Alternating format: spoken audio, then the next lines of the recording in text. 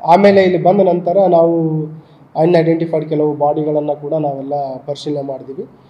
March 14ನೇ ತಾರೀಕಿಗೆ already ಶಕ್ತಿನಗರದಲ್ಲಿ ಒಂದು UDR ಆಗಿದೆ.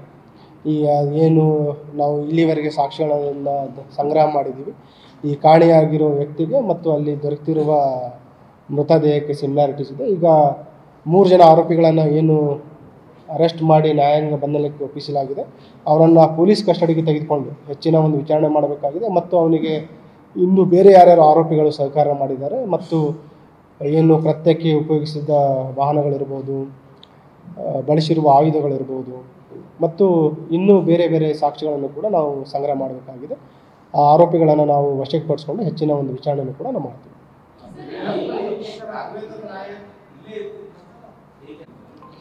ಈ ರಾಘವೇಂದ್ರ ನಾಯಕ್ ಬೇಸಿಕಲಿ ಕೆಲವು ಇಲ್ಲೇ ಕೆಲಸ ಮಾಡ್ತಾ ಇದ್ದ, ಹೋಟೆಲ್ಗಳಲ್ಲಿ ಕೆಲಸ ಮಾಡ್ತಾ ಇದ್ದ. ಮತ್ತು ಅವನ ಮೇಲೆ ಈ SIT ಪ್ರಕರಣವೂ ಇದೆ. SIT ಪ್ರಕರಣ ದಾಖಲಾಗಿದೆ ಮತ್ತು ಯಾವ ಮಹಿಳೆ ಇದ್ದಾರೆ ಅವರು ಕೂಡ ಇದೇ ವೃತ್ತಿಯಲ್ಲಿದ್ದರು. ಮತ್ತು ಆ ಒಂದು ವೃತ್ತಿ ಸಂದರ್ಭದಲ್ಲಿ ಅವರಿಗೆ ಒಂದು ಸನ್ನೆ ಇರುತ್ತು. ಇತ್ತೀಚೆಗೆ ಏನು ಆರೋಪಿ ಇದ್ದಾನೆ, A1 ಆರೋಪಿ ಅಂತ, ಗುರುರಾಜ್ ಅಂತ, ಅವನ ಜೊತೆ ಅವರ ಒಂದು ಸನಿಹ ಜಾಸ್ತಿ ಆದಾಗ ರಾಘವೇಂದ್ರನ ದೂರ ಆಗ್ತಾರೆ. ಆ ಒಂದು ಹಿನ್ನೆಲೆಯಲ್ಲಿ ಅವರಿಗೆ ಮನಸ್ತಾಪ ಆಗಿರುತ್ತೆ.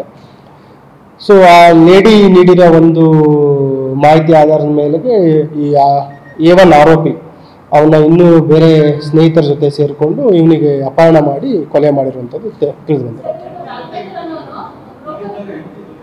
ಹೆಂಡತಿ ಜೊತೆಗಿರಲಿಲ್ಲ.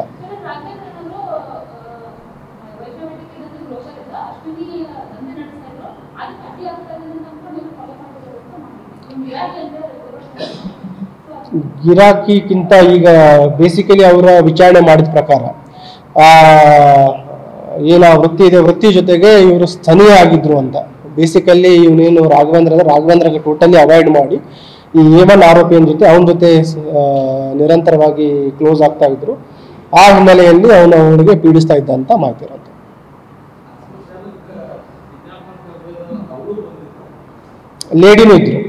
ಲೇಡಿನೂ ಕಂಪ್ಲೀಟ್ ಕಾರಲ್ಲಿದ್ದರು. ಇವನಿಗೆ ಲಾಡ್ಜ್ ಹತ್ರ, ಒಂದು ಖಾಸಗಿ ಲಾಡ್ಜ್ ಹತ್ರ ಅವನಿಗೆ ಕಾರಲ್ಲಿ ಕರ್ಕೊಂಡು ಹೋಗ್ಬೇಕಾದ್ರೆ, ಸ್ಮಶಾನದಲ್ಲಿ ಹಲ್ಲೆ ಮಾಡಬೇಕಾದ್ರೆ, ಆಮೇಲೆ ಈವನ್ ಇವರ ಮೃತದೇಹವನ್ನು ಅಲ್ಲಿ ಕೃಷ್ಣಾ ನದಿ ಬ್ರಿಡ್ಜ್ ಮೇಲೆ ಡಿಸ್ಪೋಸ್ ಮಾಡಬೇಕಾದ್ರೂ ಕೂಡ ಆ ಲೇಡಿ ಜೊತೆಗಿದ್ದರು. ಅದನ್ನೇ ಹೇಳಿದೆ, ನಾವು ಕೂಡ ಅದನ್ನೇ ಆಶ್ಚರ್ಯ ಆಗಿದ್ವಿ. ಯಾಕಂತಂದ್ರೆ ಇವನು ಏನು ವೃತ್ತಿ ಇದೆ, ಇವನು ರಾಘವೇಂದ್ರನ್ ಅವನು ಇದೇ ರೀತಿಯ ಒಂದು ಅಪರಾಧಗಳಲ್ಲಿ ಭಾಗಿಯಾಗಿರುವಂಥ ಪ್ರಕರಣಗಳಿದ್ದಾವೆ. ಯಾದಗಿರಿಯಲ್ಲಿ ಪ್ರಕರಣ ಆಗಿದೆ, ಕಲಬುರಗಿ ನಗರದಲ್ಲಿನೂ ಕೂಡ ಪ್ರಕರಣ ಆಗಿದೆ. ಇವರು ಯಾರು ಲೇಡಿ ಇದ್ದಾರೆ ಇದರಲ್ಲಿ ಆರೋಪಿ ಲೇಡಿ, ಅವ್ರ ಮೇಲೇನೂ ಕೂಡ ಅಶೋಕನಗರ ಪೊಲೀಸ್ ಸ್ಟೇಷನಲ್ಲಿ ಕೂಡ ಕಳೆದ ವರ್ಷ ಪ್ರಕರಣ ದಾಖಲಾಗಿತ್ತು.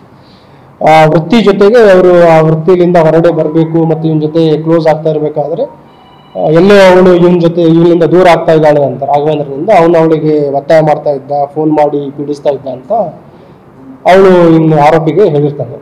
ಆ ಹಿನ್ನೆಲೆಯಲ್ಲಿ ಇವರು ಅವನಿಗೆ ಪಾಠ ಕಲಿಸ್ಬೇಕಂತ ಹೇಳಿರ್ತಾರೆ. ಬಟ್ ಅಸಾಲ್ಟ್ ಮಾಡಬೇಕಾದ್ರೆ ಅವನು ಪ್ರಾಣ ಕಳ್ಕೊತಾನೆ. ಪ್ರಾಣ ಕಳ್ಕೊಂಡ ತಕ್ಷಣ ಅವರು ಈ ಬಾಡಿಯನ್ನು ಡಿಸ್ಪೋಸ್ ಮಾಡಲಿಕ್ಕೆ ಗೂಗಲ್ ಮ್ಯಾಪ್ಗಳನ್ನೆಲ್ಲ ಬಳಸಿ ಕಾರಲ್ಲಿ ಹೋಲ್ ನೈಟ್ ಇಲ್ಲಿಂದ ಟ್ರಾವೆಲ್ ಮಾಡ್ಕೊಂಡೋಗಿ ಅಲ್ಲಿ ಕೃಷ್ಣಾ ನದಿಯಲ್ಲಿ ಬಿಸಾಡಿರುವಂಥದ್ದು.